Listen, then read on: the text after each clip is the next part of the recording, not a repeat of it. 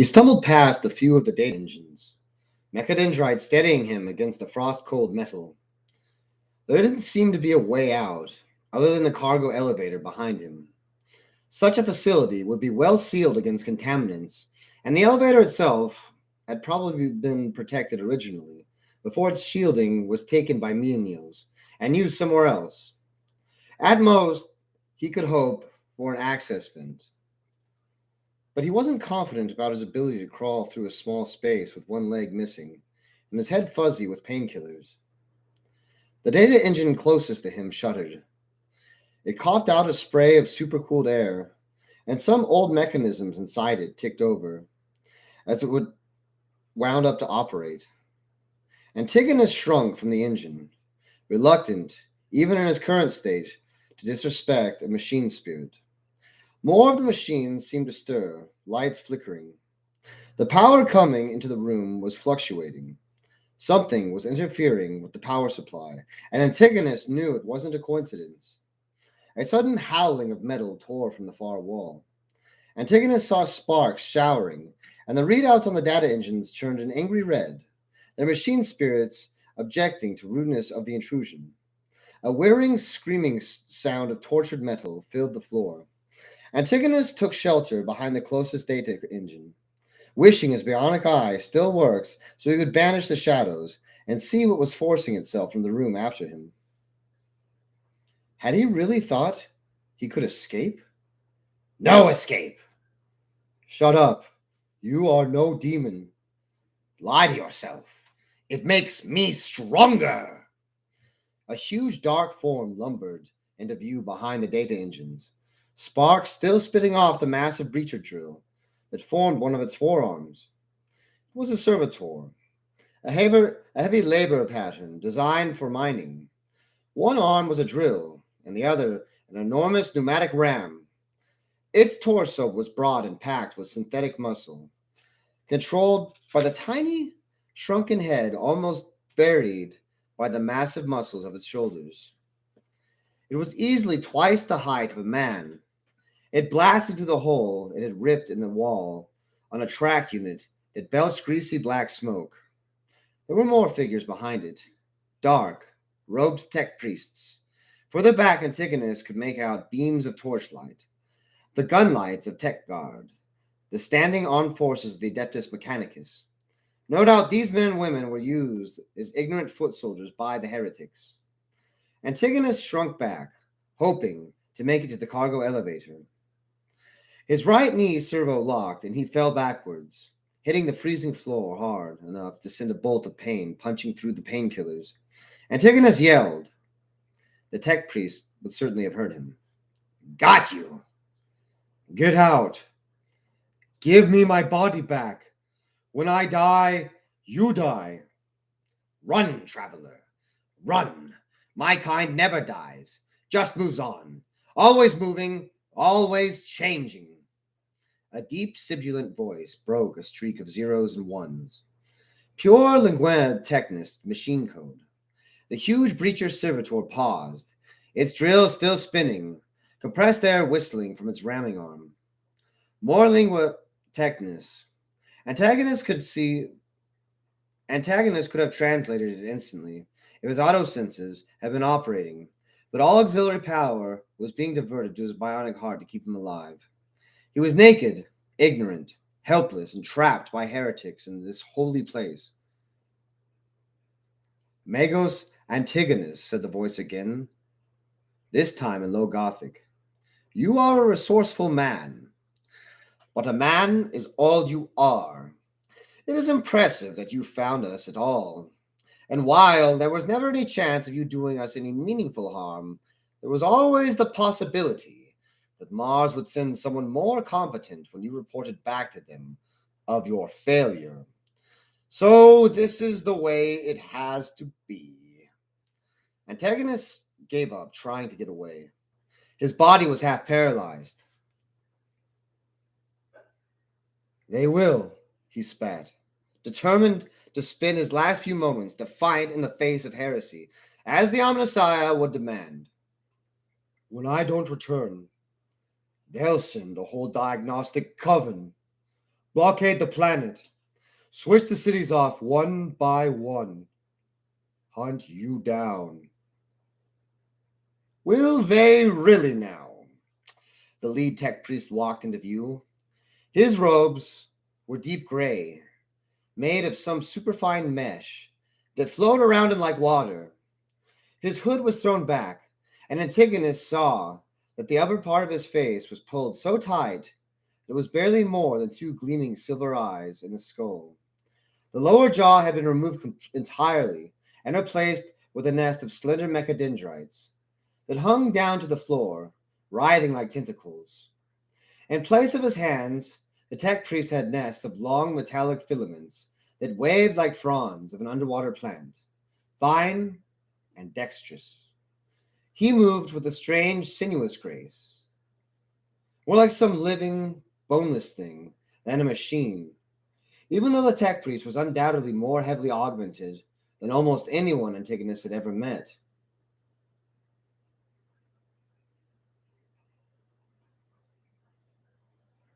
Skoriekos, breathed Antigonus, the leader of the tech heretics, was the Archmagos Veneratus, who commanded Caesaronia's data reserves. He had probably tracked Antigonus all the way through the security pick stealers and sensor-equipped servitors. He had just been waiting to see how much Antigonus knew and what he would do next before moving in. He had known all along exactly where Antigonus had been and what he was doing. Antigonus had never had a chance, not from the moment he had set foot on Caesaronia. And that, said Skokreos, his synthesized voice, thick like syrup, is why you have to die. So curious, and often correct. A dangerous combination. Antigonus grimaced with effort and closed his natural hand around the stock of his autogun. With strength he didn't think he had, he pulled it out from underneath him and fired. The shot thunkered into Skokreos' midriff.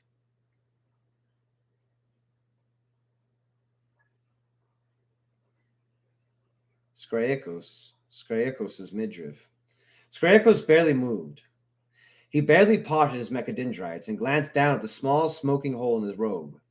He shook his head slightly, as if with disappointment. Azomalthus, he said.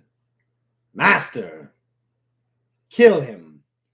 The world went white, and Antigonus' body spasmed with pain, as if there was an electronic current running through him. His augmetics glowed white hot, charring his skin, burning muscle. He couldn't see, couldn't hear, couldn't feel anything but the pain.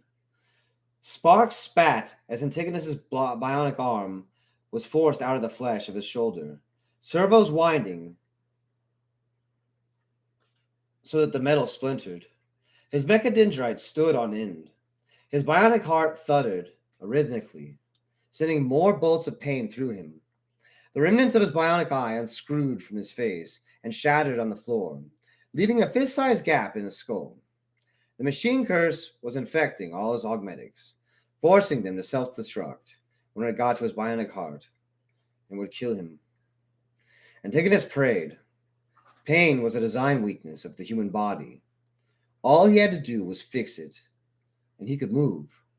He put every drop of strength into forcing his internal augmetics into obedience, keeping the machine curse in check for a few split seconds more. He ordered one mechadendrite to work. Linked directly to his central nervous system, he had more precise control over the mechadendrites than any of the other bionics. He only needed one. Antigonus screamed and jabbed the tip of one of the mechadendrites in the closest data engine, forcing the interface probe to stab into the ancient machine. Then he let go. The machine curse, like electricity, flowed through the joints of least resistance. It ripped through Antigonus' body, leaving trails of internal burning as it went, spiraling up to the mechadendrite and on into the data engine. Before it could turn back, Antigonus withdrew the mechadendrite. The data engine shuddered, its lights winking blood red, as the machine curse thrashed around inside its systems. The curse was trapped in the data engine, Antigonus had brought himself a few more seconds of life. Antigonus had committed a terrible sin by infecting the noble old machinery with such a foul thing. No matter what happened now, the Omnissiah would never forgive the machinery deep inside his soul. But Antigonus hadn't just committed the sin to stay alive. To a tech priest, life itself was no intrinsic value, only service to the machine god. Antigonus still had his duty to fulfill. The heretic still had to suffer. A massive force ripped through him. The servitor's breacher drill, grinding through his body into the floor. Loops of organs were thrown around the room as the drill bored through Antigonus's abdomen. He didn't feel pain. He couldn't feel any more. He guessed his nervous system must be on the edge of shutting down. He was cold and numb, helpless.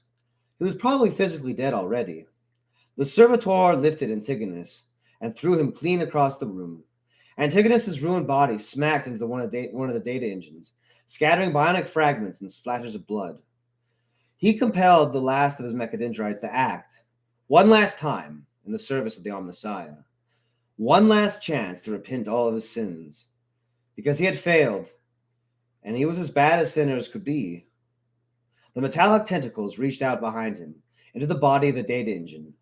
He felt old, grim technology, lorded over by a melancholy machine spirit, indignant at the destruction and angered by the machine curse that had infected its brother.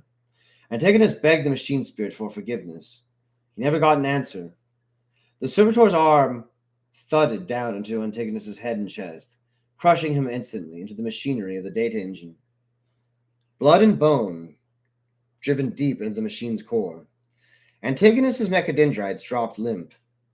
The creature Antigonus had referred to as Archmagos Veneratus Skarekos drifted back towards the other tech priests, similarly deformed and augmented figures who were nevertheless clearly subservient to him.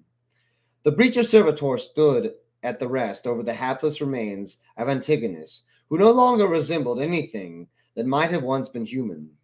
The tech guard and their rust-red environmental suits wielded brass-cased lasguns and fanned out into the room, but there was no one else. Antigonus had been the only one who had known. He had probably been right. There would be more from Mars, probably many more. An armed mission with the authority of the Archmagos Ultima, perhaps even of the Fabricator General. By the time such a mission got through the warp to Chaseronia, it would be soon too late for anyone, even the Fabricator General, to do anything. Good, said Skarekos. Good.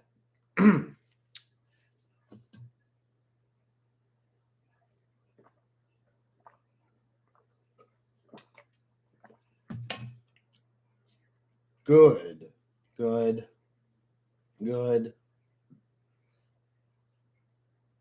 said Skarekos. He turned to the tech priests who had followed him, loyal to the Omnissiah, as revealed to them through his avatar. Brothers, the loyal, the true, we have seen the face of the machine god. Everything he has told us has come to pass. So the time has come for us to begin at last.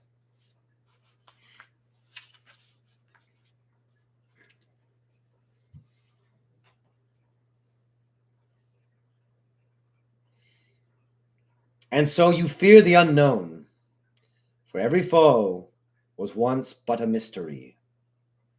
A history of the Ultima Segmentum. Lord Solar Machirius. Emperor's down. Frag you it is. Cirrus pointed at the corner of the regicide board, where a single lone Templar piece stood. The Templar has it in check. He's got nowhere to go. Argo peered at the board. The young Cirrus looked so pleased with himself. He might just be right. You little grok swiper, said Argo. It's scoffing has and all. Argo frustratedly knocked his Emperor piece on its side, signifying the end of the game, and another victory for Cirrus.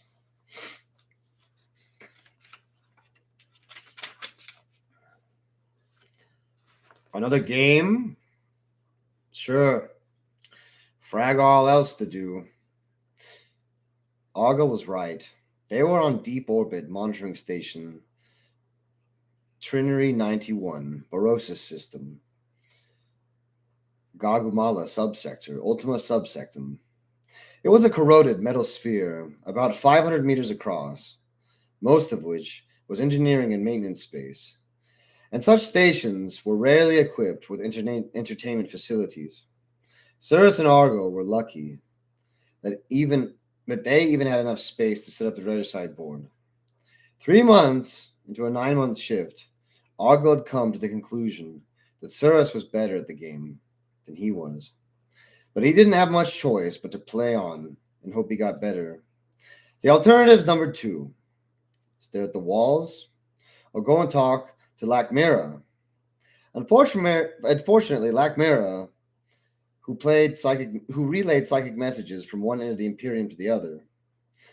Astropaths were all creepy, morose creatures who kept their shriveled, blinded selves to themselves. Lakmira was worse than most, so regicide it was. Something blared on one of the upper levels, loud and braying.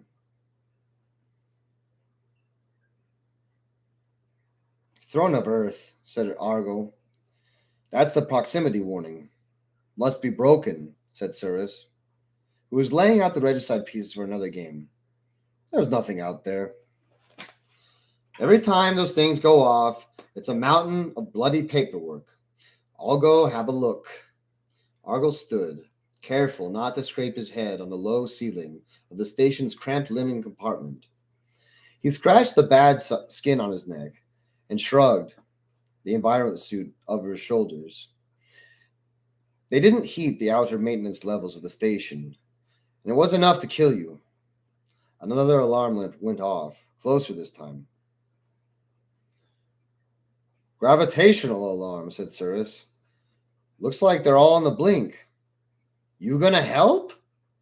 Cirrus gestured at the regicide board, half set up for the next game. Can't you see I'm busy? Argo grumbled obscenities as he struggled through the narrow opening to the primary maintenance shaft. The alarms were blaring, and there were more of them, meaning radiation or outer hull integrity. Other ones he didn't recognize. Cirrus was probably right. It was just as the station's machine spirit getting uppity again. Argo would have to delve into the thick book of tech prayers and minister to the station's inner workings until the spirit was placated. The station needed a tech priest of its own, but the Adeptus Telepathica didn't think Deep Orbital Station Trinary 91 was important enough to do so. So it was up to Argo and Cirrus to keep it working. Argo was about to start the climb up the primary shaft when he saw something moving down the corridor connecting the living space to the astropath's quarters. It was Lakmira, the astropath herself, shambling forward. Her hands were reaching blindly in front of her, and the hood of her robes had fallen back, revealing her wrinkled, shaven head and the white band she wore across her eyes. Lakmira, it's nothing. Lakmira, just a glitch in the spirit. Cirrus looked at Lakmira. Tell me someone knows about this. Lakmira nodded weakly. Yes, I sent a message. All the symbols, everything I'd seen. The planet coming out of the warp. The cities made of hatred. The cannibal world, all of it. And the demon from the Imperial Tarot. The beast, the heretic. All the worst signs. The worst of the worst. Argo shook Lakmira. But who? Who's going to see it? The astropath communications were complex and semi-mystical and completely beyond Argo. Astropaths transmitted images from the Imperial Tarot elsewhere in the hope that the adepts on the Telepathica's relay stations would cross-reference from the immense books of augurs and work out what the message said and who it was supposed to go to. An astropathic distress signal would be no good if it took an adept 6 months to work out what it meant. The Telepathica? No, no. There's nothing they can do. Not now. Then who? Perhaps the Adeptus Terra? So it gets back to Earth, or even the Ordos, yes. The Portents will have them running. Maybe even the Ordo Malleus. Argyle frowned. Who? Then the primary power failed completely. 70,000 kilometers from deep orbit monitoring station Trinary 91, asteroids streamed from a glowing, burning hole in the fabric of real space. The hole grew as a truly immense form forced its way out. The asteroids streaked outwards, a few impacting the disintegrating orbital station, most of them spinning out and looping back towards the emerging object in complex irregular orbits. More and more of them shot out until the breach was surrounded by a dizzying, shifting mass of asteroids, sorcerous fire licking from across the surfaces. Space puckered and tore as the rest of the object's mass forced its way out, and the orbital station was finally destroyed in the shockwave that rippled through reality. Astropaths and the other psychers for light years around felt it happen. The star of Boreas system was turned into an unhealthy black streaked crimson by the unholy force spewing from the breach. And there, outside the furthest most orbit of the Boreas' reach, was a new planet where no planet had ever been before.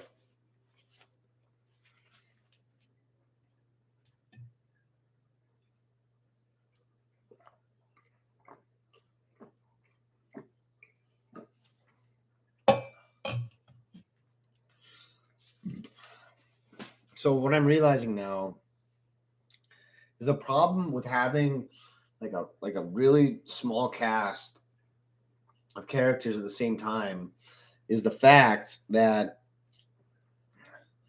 you end up saying the same guy's name over and over and over again. You end up saying that, like they said I said Antigonus' name so many times. So many times, all right? But even just having Argyle and Suris and Lakmira in the same room together, it just made it easier to go back and forth. Oh, it made it easier to go back and forth.